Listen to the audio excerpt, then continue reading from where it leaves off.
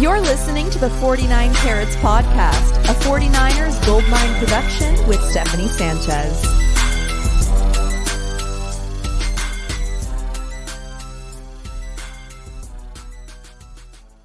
What's going on, everyone? Welcome to another edition of the 49 Carats Podcast. I'm your host, Steph. It is Monday, June 17th. I was just telling Weston, happy Father's Day to him. Happy Father's Day to all of the fathers out there that hopefully had a great weekend over the weekend celebrating their good parenting. So, Weston, it is Monday. You're joining me today. It is crazy, right? I mean, it's almost like we predicted that the 49ers or their players would give us content even in this slow period. And well, we got some more to talk about for sure. The latest thing that happened was Brandon Aiyuk taking to TikTok. Yeah, that's a new one, right? Don't often see that, but he went to TikTok, had his longtime partner film him on FaceTime with Jaden Daniels, who, you know, as you guys may or may not have known, played with him at ASU for one season. Jaden Daniels, now a rookie. He was drafted by the Washington Commanders in April, and so he's on FaceTime with him. Let me just share this clip. Get right into it.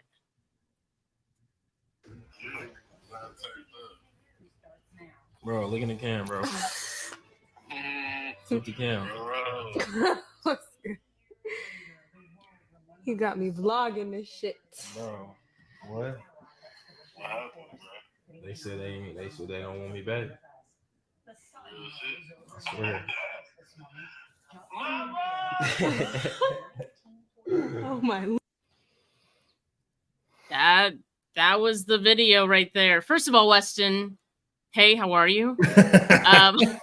Sorry, I just kind of like jumped into it. I didn't check in on you. No. Warrior, but how are you? And then what do you make of that video? Because obviously it has spiraled into many interpretations in the last 12 hours or so. Yeah. I'm fine. Thank you for asking, and thank you for wishing a happy Father's Day, because it was a special day with the two little ones. You're right about the 49ers. I compare them to like 2-year-old children where in the moment you need them to be quiet. Like you just know that's never going to happen. So like you said, we predicted it. What I make of this is you and I text and I said, well, this has been consuming some time, and the time has been more of like deep analyzation as to like, what does this actually mean? And you know me, I've been really confident that something was going to get done with BA throughout the offseason. And I don't know if this video makes me waver at all. Like if you start with like the Jeremy Fowler reports that like things have kind of hit the brakes, right? Like there really hasn't been any traction, momentum, like whatever term you want to use. Well, I expect that. It's this kind of like time of year, like nothing's really going to get done, in my opinion, until you get closer to camp anyway. This is just a lull time, like vacations. Yeah. You know, you were just there for OTAs. Everybody gets out of the building. Like there's, you know, like they all have lives outside of this football team that they're all trying to figure out. Now, where I'm like perplexed is like, okay, like the video itself is damning in the sense of like this guy is literally saying that this team or they don't want me, but you have literally no context around like they, who is what they? That means. I find it really, really odd that like I know they're friends, but that another NFL player would even want to be part of this and be like associated in like media eyes like that when they got their own situation to worry about, especially if they're friends. So like, I don't know. And then if I'm really diving in the doldrums here to like really pick and pull this thing apart, like, I don't know, I would have expected a little bit more like raw emotion from BA in any video clip versus like, it was almost like he was chuckling as it was about to start and unfold. And I'm sure, again, like limited context, probably a really like mini clip. There's the pessimist in me says like, wow, that's not good. The internal optimist in me says like, is something done? behind the scenes, and this is just how they want to like, because like if That's you think very of, optimistic. very optimistic, and I know it's not realistic, but it's optimistic. But I also think that like, BA and Debo, like they tend to like mimic one another. They tend to have this like goofing off type, like where they get more of a rise out of They're it. trolling.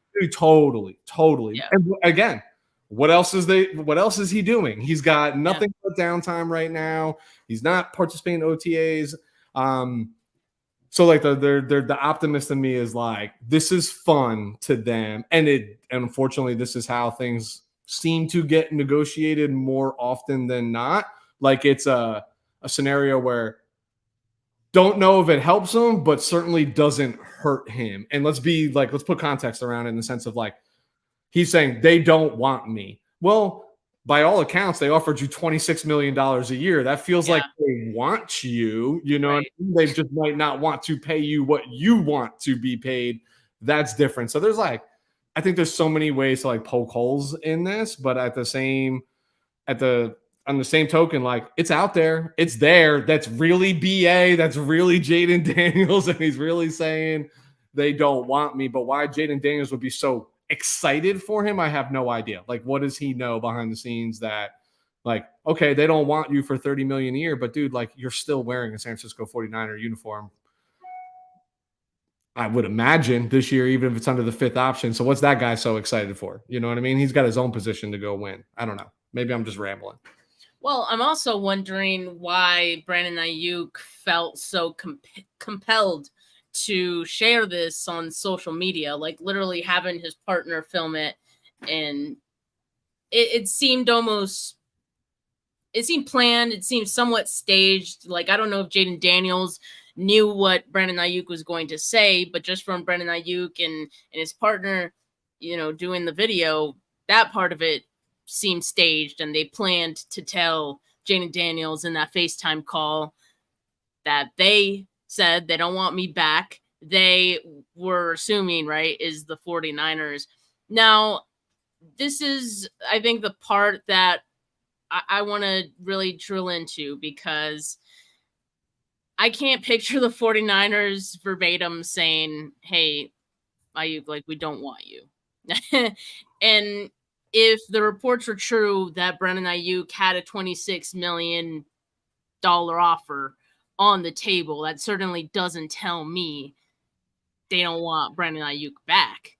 It just means we want you back at this number, and we're not moving off of it. So if that's what Brandon Aiyuk is interpreting as they don't actually want me because they're not giving me the amount that I want, and I'm willing to say yes to, and I've made that very clear, then they must not want me. No. Kind of thing. They don't want me on my terms.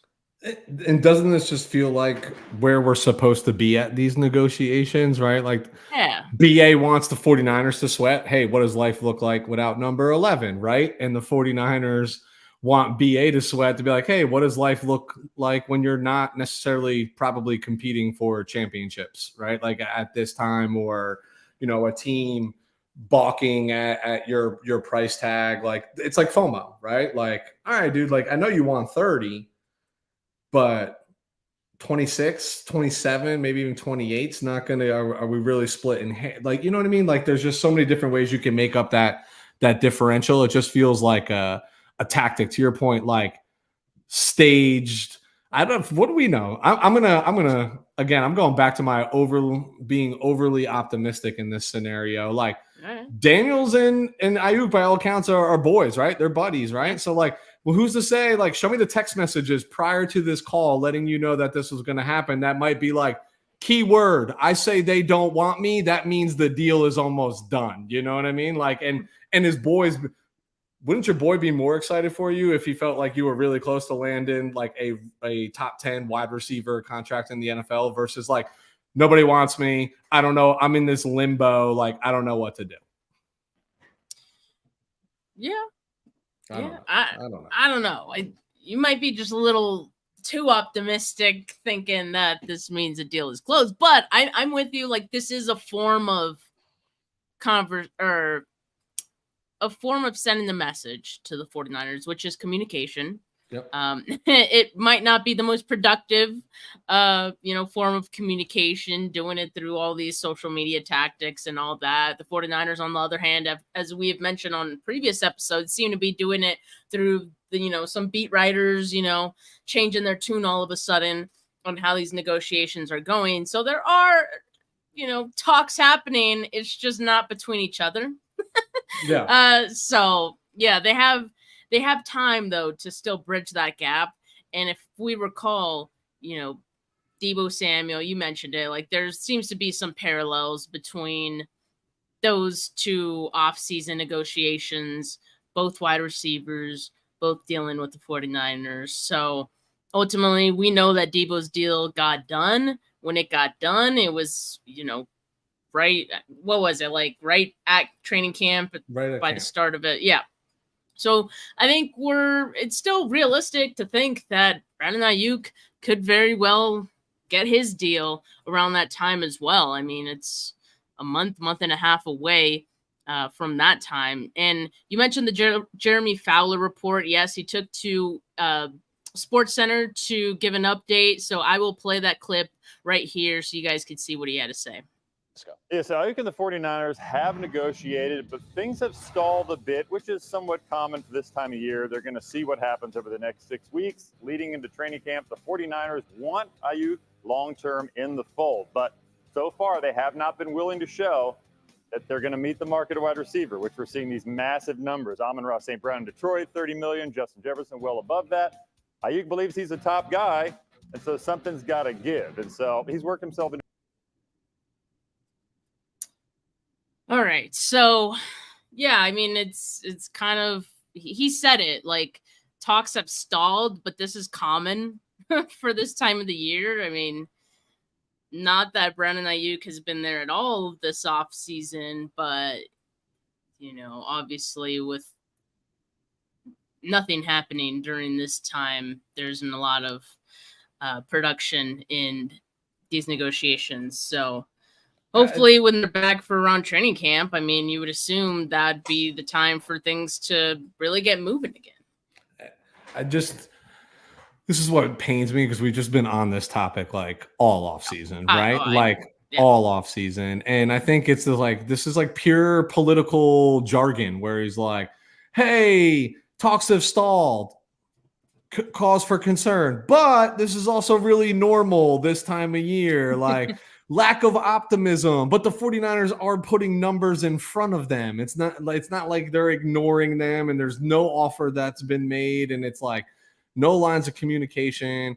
And then I look at this video again, it's like it's up on my Twitter feed to the right of me, and it's just like playing like in a loop, and like it starts where he's literally watching a 49er highlight like above Jaden Daniels like head, right? Like, or somebody's watching something. I'm like, what? I just, and then Jaden Daniels is holding up like 3 fingers and it's like, well, is that 3 stacks for 30 million? You could pick this thing apart so many different ways. That's what's maddening about it. But I still like, I don't know. I'm still Steph. I'm still crazy or not. I'm still leaning towards like, I'm not terribly concerned. I'm just not like, I just feel like there's still room. There's still time. This is the only thing the player can control at this point in time. And BA should play this card. I mean, I don't love this card. Like, I hate this about like negotiations and how they become so public. But like at the end of the day, like it's literally the only card he has to play to try to boost his value, stir the pot a little bit, create some groundswell, whatever term you want to use. Like, of course he's going to play it. Of course he's a wide receiver in the NFL. Darn right he's going to play that card. Yeah. And so this is what I said on Twitter about it too. So I'm just gonna share that tweet. I said, look, the 49ers have a price with no reason to move off of it. We know what that price is, like the 26 million range, or at least that's been the last reported number from Mike Silver. If he isn't accepting that, Aiyuk's alternative is playing on the 5th-year option, which 49ers would have no problem leveraging. Sounds like we're there. BA posting it for the world to see is one of 2 things, and possibly both. He's hoping it causes an uproar among fans, and in turn puts pressure on the 49ers, or he just wants fans to know, this is how the 49ers are doing him, you guys should be on my side kind of thing. Again, this is just a form of, talking to each other and talking to the fans through the media. So it's just, I don't know, just another layer to it, I guess. But to go back to the Fowler thing, one quote here, again, that I think we need to pay attention to. Fowler says the 49ers want Aiyuk long-term in the fold. Really? Because, that doesn't sound like they don't want me back, right? So, again, I don't think we should take – I think we should take Brandon Aiyuk's words with a grain of salt here in the context of, he's obviously disgruntled. He's unhappy at this stage in the negotiations. I think we can assume that much, right? But that's it. Yeah, I'm going with to your tweet, Steph. I'm going with like uproaring fans, trolling fans, doing all of these things. Like there's professional people doing these negotiations behind the scenes, right? And I don't think his agent is probably thrilled with him in the sense of like putting out they don't want me. We keep going back to that comment that he made, but like contrary to popular belief, they do very much want him. But like all things in the NFL, like you have to draw a line. There has to be a line. You can't just go crazy. You can't compromise the opportunity to compete for a single player. But this is what the 49ers back into when they let these things drag out, right? Like 26 might have been real palatable in April and could have been a done deal before some of these other contracts. And if anything, hopefully they're learning from that, right? Like, hey, maybe we don't, if there's a player that's part of the future, peg them, like the math don't change. The math is the math, and it's always going to be math. And you know what it is at the end of the year. You know what it is 2 years down the road, outside of some restructures, et cetera. Like, what you have to work with, what you have to get done. The only projection is like what truly the future year cap's going to be, but you can always guess plus or minus a couple % of like what it's going to actually be outside of a COVID year, right? Like when revenues are down. I don't know. I'm standing on it gets done. I think the 49ers still prefer our number or the 5th year option. But I do think there's a happy medium in here somewhere that both the parties agree to. We're just going to have to wait this out. And you know what, Steph? We'll probably be back here next Monday talking about another antics. Yeah, probably, which it's something to talk about. But I don't remember if it was with you, Weston, or if it was my show with Desi, but I gave it a 70-30 chance, 70 chance that this deal gets done, by around training camp, 30 that he's pretty much forced to play on his 5th year option.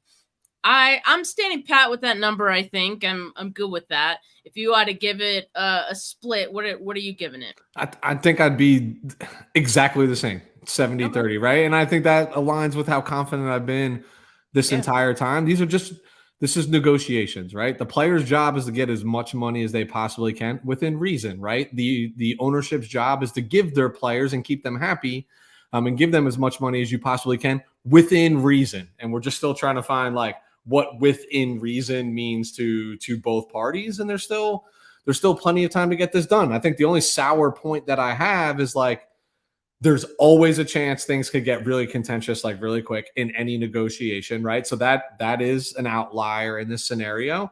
And with players like BA, that are now your vets and you claim are going to be part of the future, we know we're going to see a lot of roster churn next year. Like you just want those guys in-house as frequently, as often as you possibly can in the offseason. You don't want to give them an excuse to not be part of it. But if I'm Brandon Aiyuk in his camp, he's doing everything that I would coach him to do. It's just part of the game, but I rest on 70-30. Something long-term gets done. Well, obviously this video spurred a lot of reaction. One of those being it kind of re-sparked the trade discussion around Brandon Aiyuk, right? And you can imagine fans of other teams, Steelers, for example, even Commanders, because it was Jaden Daniels on the phone with Brandon Aiyuk. And as we know, Adam Peters in Washington now, very familiar with Brandon Aiyuk.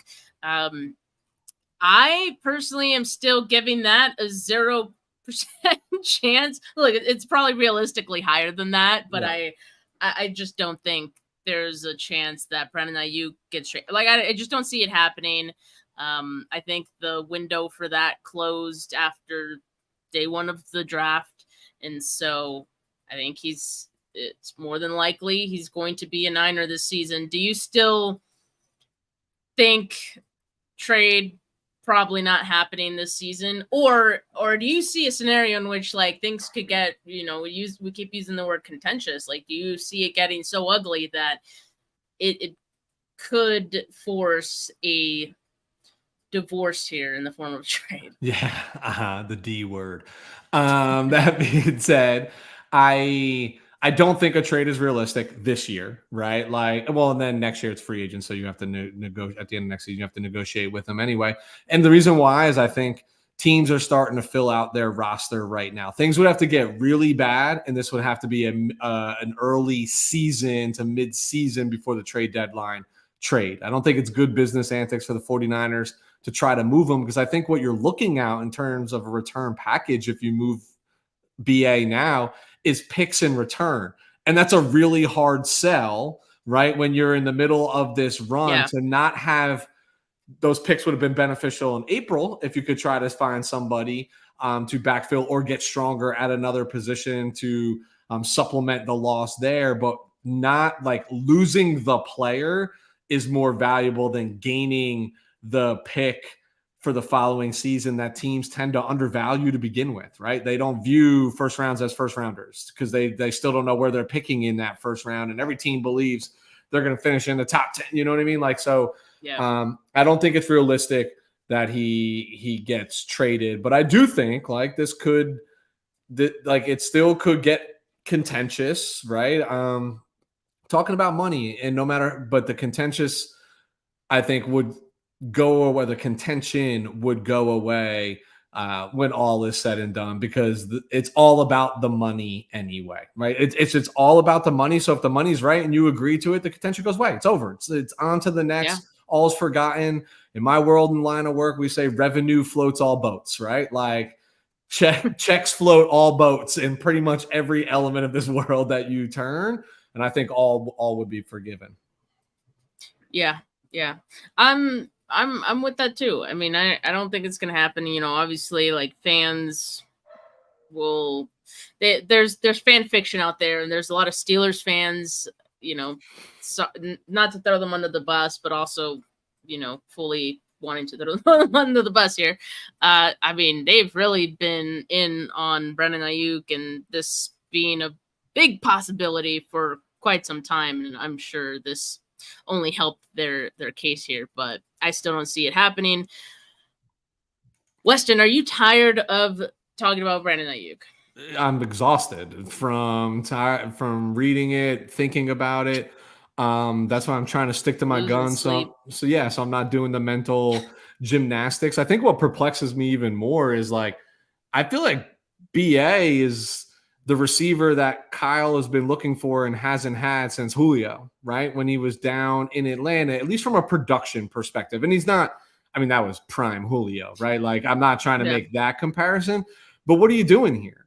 You're going to let the player walk? Like, this is who you've been looking for. You're not replicating this production. Like, I just don't think you are, not at least with anybody that's on the roster right now. You know what I mean? Don't like sit here and tell me that Ricky Pearsall is going to be a 1,300-yard receiver. Like, he's not. I don't even know if the man's going to block during the game. Don't know. You know what I mean? Like, there's things that BA does. So if that guy is there in-house, again, what are we talking about here? $3 million a year, like cap's going up to like 250, 260, somewhere in there. You're talking about a fraction of a percent on the bottom line towards the cap next year. And good news, you'll lower the cap number this year if you go ahead and get this done. Like, and you can even play mathematical gymnastics, and you can make that real low for next year as well to pad the landing, for the following years. There's so many ways it gets done, Steph. It gets done. I just don't see this being that bad. But, I do understand 49ers maybe like hesitancy to just give it to him and make it easy. I think, again, the 49ers want to make sure that this happens in their terms because they have so many people that they have to pay. One of those guys being Brock Purdy next season, next offseason, as we know. And let's jump to that first because Trevor Lawrence is the latest quarterback to get a mega deal, and it is mega indeed. He got a 5-year, $275 million extension, including $200 million guaranteed, $142 million at signing. Massive. I mean, you look at those initial numbers and you're like, well, if Brock Purdy is going to have another season, and let's just assume, he looks like the Brock that we know.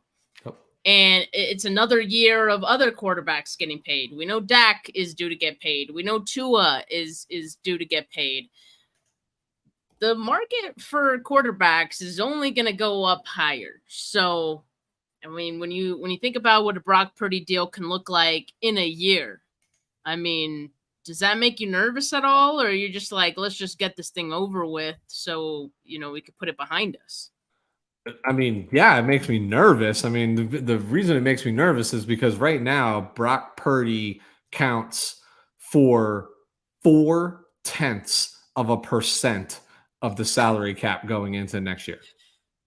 That's nuts. So let's just get crazy for a second. And I know this is not how the math will actually line up, but just for like simplifying the conversation, let's say he goes to 50 million next season. That's what he counts on the books, right? Now he is 25% he would actually be 20% of what the cap is. And why does that make me nervous? Because I want somebody to fact check me on this. I will fact check myself after this, but I remember doing this exercise like a year or two ago when talking about quarterback contracts, where there hasn't been an NFL team that's won a Super Bowl when their quarterback counts for more than 20% of the cap. And why? Translation, you can't pay everybody else, right? You can't have this like loaded superstar roster. So the luxury of being able to have this high price talent elsewhere goes out the window when you have to pay the guy. But to your point, Steph, if Brock improves and statistically has a similar season, like I'm actually okay with the contract. The most important position in all of professional sports. Like, you're going to need him. That's the reality. Like, look what Trevor's, got. And I'd argue they still need a ton of help around him to get this team to where it needs to be, that he's not going to carry them there. Like, they might have just shot themselves in the foot. But here's what I really think is Brock is going to get a massive contract. And I'm just saying that off assumptions that like there's nothing about the kid that we've seen that says he won't improve year over year or that he's not going to perform. He's just that kind of guy. He hasn't tasted the money yet. This is contract year, right? Like maybe that motivates him a little bit.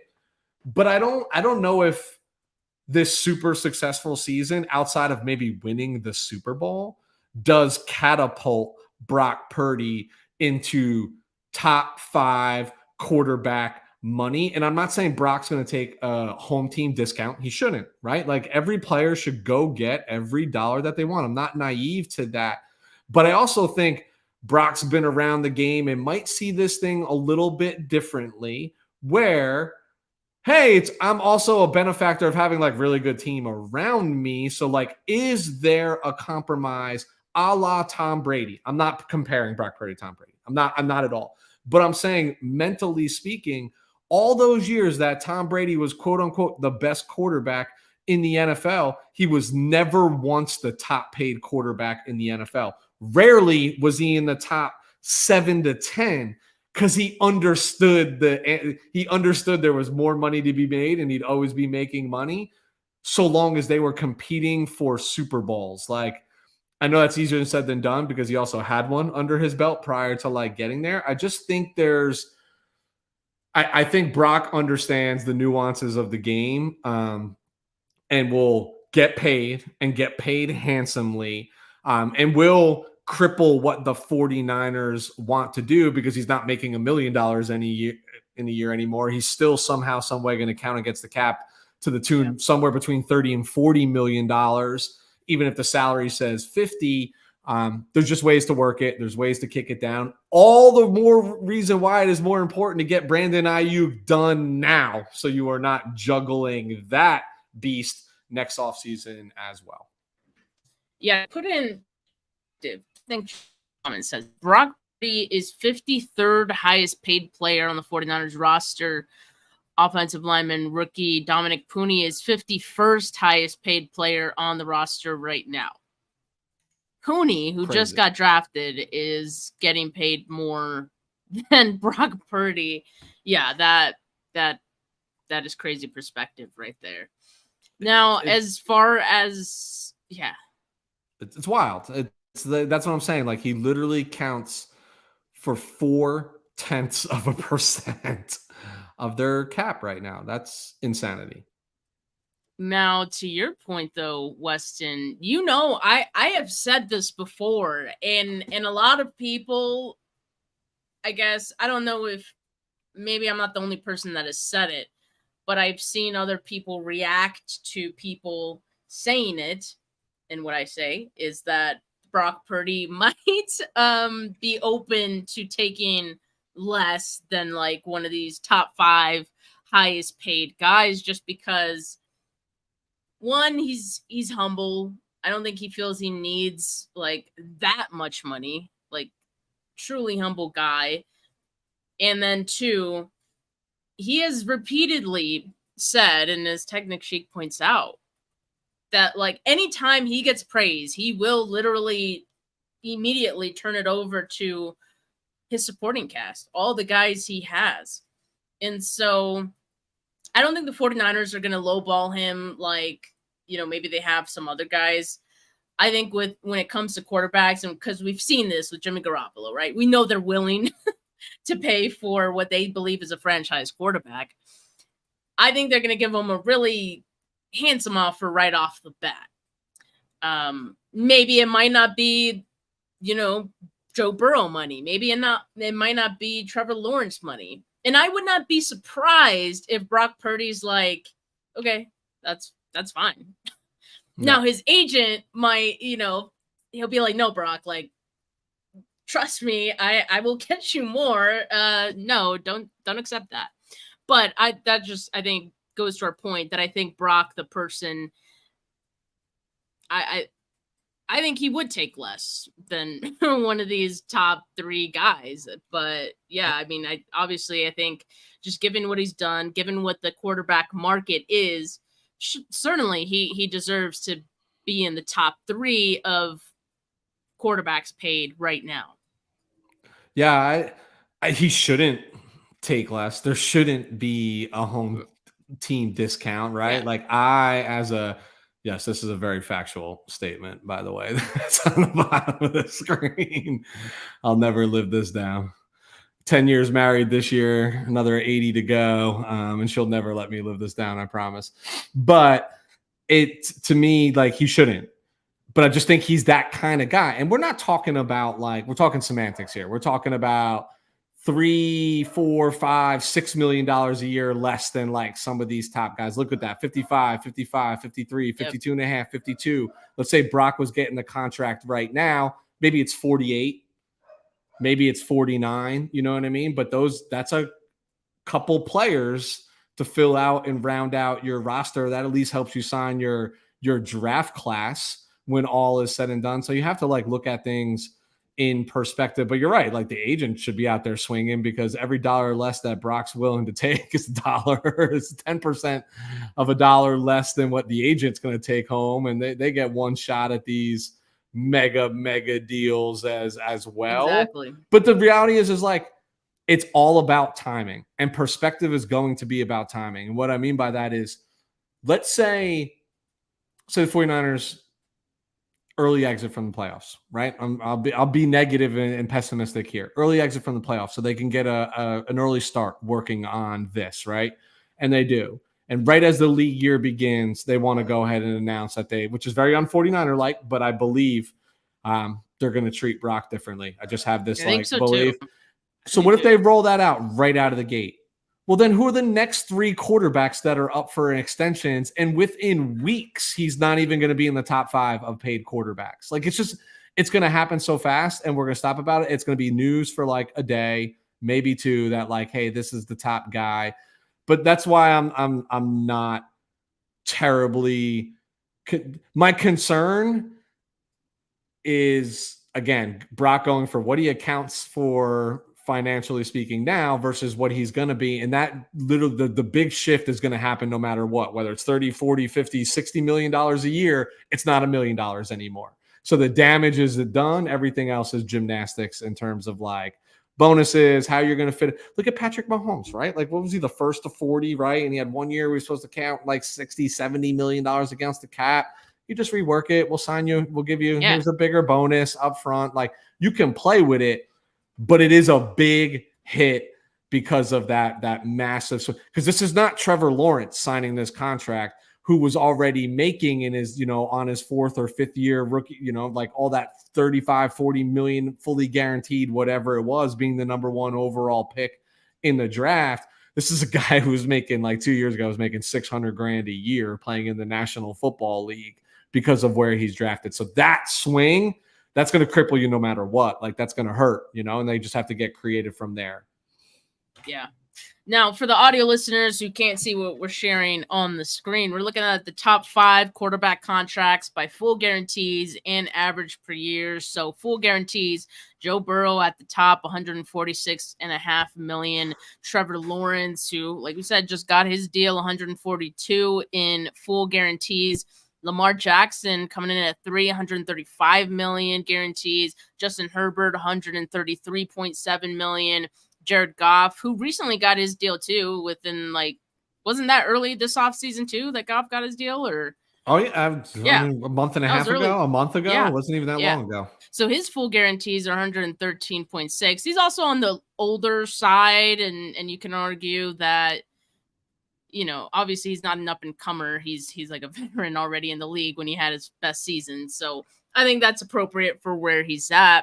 Now looking at the average per years, you have Joe Burrow, $55 million, Trevor Lawrence, also $55 million, Jared Goff, $53 million, Justin Herbert, $52.5, Lamar Jackson, $52 million. Now, I already mentioned, we have Dak Prescott, you have Tua, who are due to get paid probably within, the next year as well. I would expect those deals probably get done before Brock Purdy, right? So at this point, let's just assume that those guys push the amount a little bit higher. Like, we could be looking at $60 million average per year for a quarterback. So I would say right now, I'm just projecting, right? Like, Brock Purdy, 60 plus million average per year. And as far as the guarantees go, he could be in that Trevor Lawrence range, right, of 142 million. And I think Jed York would sign that check. Yeah. So here's what everybody needs to remember is the right-hand column. And then for your audio listeners, Steph, right, the 55, the per year average, right, of the contract. So Joe Burrow, you see, has a per year average of $55 million.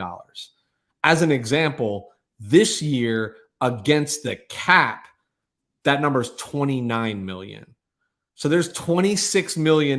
You know what I mean? Like, it's the way things average out. It's the way you disguise the money. So he's got like an $11 million option bonus and an $8 million signing bonus. His guaranteed salary is actually only $10 million, right? And then there's the cap number, because a lot of this is given, a lot of that guaranteed money is given early and often in the form of an initial sign-on bonus.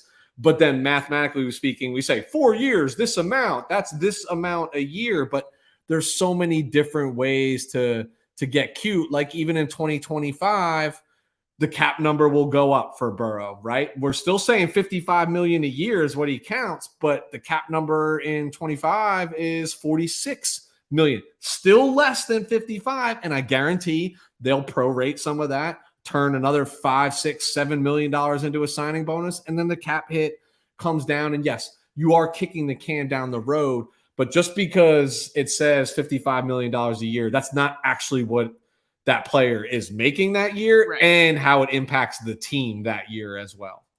Yeah, exactly. On another live, I believe it was earlier when I was on with Ashley, someone in the comments asked, we didn't get to address it during the show, but someone asked if these players are signing like 5-year deals, why are they getting extensions after like 3 years?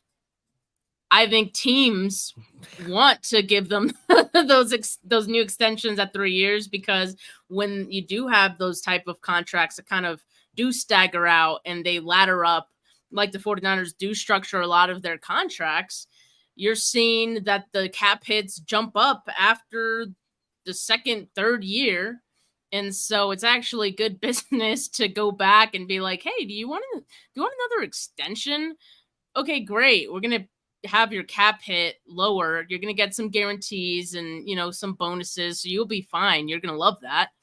But your cap hit's going to be lower than it was before what it was going to be. So that's why I think both sides, players and teams alike, you see that happening from time to time, and why both sides would be welcome to it. So I don't know.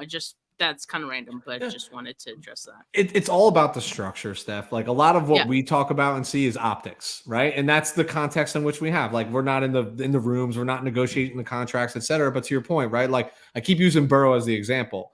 I mentioned cap number 29 million this year, then it's 46, then it's 48, then it's 52, then it's 53, and it's 57. But 3 of those years, he doesn't even have a guaranteed salary. Like, you hide it. And to your point, on that third year, you're like, we're basically going to extend you again, which is a renegotiation of the existing contract. And that allows us to convert some of that guaranteed money up front. You hit less against the cap. But even in those scenarios, Steph, when you think of like Burrow's worst case at, or let's say 52 million a year, that's still less than 20% of the cap, right? And like, that's the number where you want to be. So I'm not scared of the Brock Purdy contract, because I know like the jump from the less than 1% to the 12, 13, 14%, like, it doesn't matter to me if it's 40, 50 or $60 million. It's going to impact the same, because you're just not paying the guy $1 million anymore. Yeah.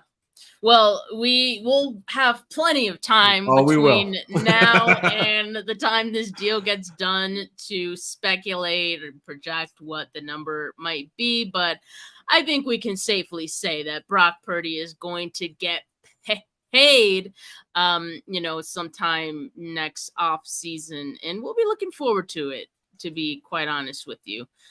All right. Well, Weston, this has been quite the eventful show for a June Monday in this wonderful off season, but never a dull moment, like we always say with this 49ers team. Never, ever, ever. We'll be back here next Monday. I can almost promise you something will happen from now till then that will require. Actually, Steph, can I make one point? I know you've been doing the side shows, right? In the doldrums of the off season, you've been talking about sparkling water. Now, I need to introduce you to the GOAT of sparkling water. Have you ever heard of Clearly Canadian? Did you? I think you told me about this last week, or either you or someone else did. I think it was you, because I wrote it down. Clearly Canadian. I had not heard about it. Now, what's the flavor? So this is country raspberry. They only have a few flavors. They have like a raspberry, a cherry, a strawberry, a mountain berry, and peach. Country raspberry is the GOAT. This water is from Whistler, right, in British Columbia. I used to drink this as a kid. Probably went 25 years not having it in my lifetime, and bumped into it in a store randomly like 2 years ago. Where do you get this?